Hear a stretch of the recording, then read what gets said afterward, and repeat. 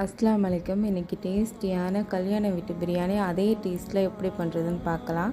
First ஆனியனை cut பண்ணி அதை எண்ணெயில் வறுத்துக்கணும். நல்லா டார்க் ப்ரௌன் ஆகிற வரைக்கும் வறுத்துங்க. அப்புறம் ஒரு டொமேட்டோவை கட் பண்ணி அதை அரைச்சி எடுத்து தனியாக வச்சுங்க. நான் இன்றைக்கி 1 kg மட்டன் எடுத்திருக்கேன். 1 kg மட்டனுக்கு 1 kg ரைஸ் வரைக்கும் செய்யலாம். அதுக்கப்புறம் என்ன மசாலான்னு பார்க்கலாம். மஞ்சள் தூள், மிளகாய்த்தூள், தனியாத்தூள், மிளகுத்தூள், ஜீரகத்தூள், கரம் மசாலா தேவைப்படும். நல்லா வெங்காயம் கோல்டன் ப்ரௌன் ஆனதும் மட்டனை சேர்த்துக்கணும்.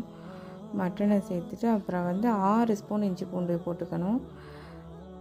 மஞ்சள் தூள் 1 ஸ்பூனு, மிளகாத்தூள் 2 ஸ்பூன், தனியாத்தூள் 1 ஸ்பூனு, ஜீரகத்தூள் 1/2 ஸ்பூனு, கரம் மசாலா 1/2 ஸ்பூன் சேர்த்துருக்கேன். கேர்டு சேர்த்துக்கணும்.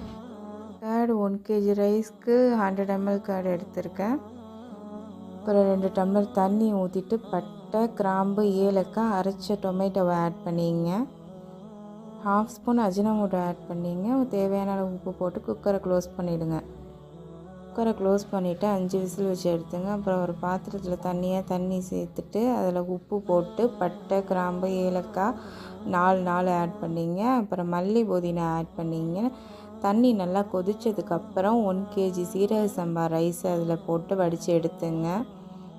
மட்டன் நல்லா வெந்ததும் அது மட்டனை தனியாக எடுத்துட்டு கிரேவியை கொஞ்சம் தனியாக அள்ளி வச்சுங்க. அப்புறம் ரைஸ் 50% தான் வேகணும், நல்லா வெந்துடக்கூடாது.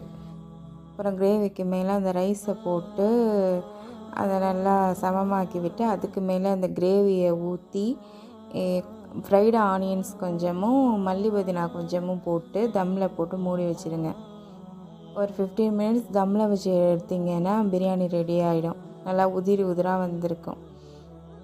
இதே மெத்தடில் ட்ரை பண்ணி பாருங்கள். அப்படியே கல்யாண பிரியாணி டேஸ்ட்லேயே உங்களுக்கு கிடைக்கும்.